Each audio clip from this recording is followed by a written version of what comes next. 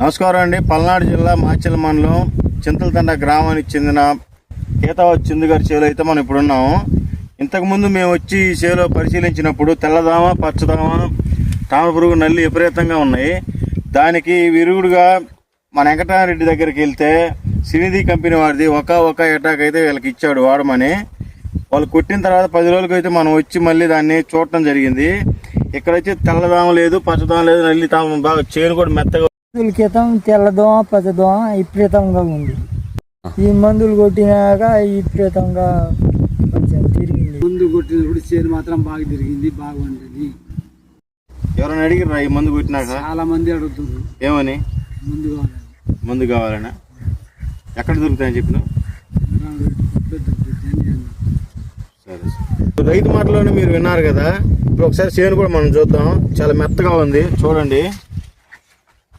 10 రోజుల తర్వాత దోమ లేదు, నల్లి లేదు, తామర పురుగు లేదు, పచ్చదోమ లేదు.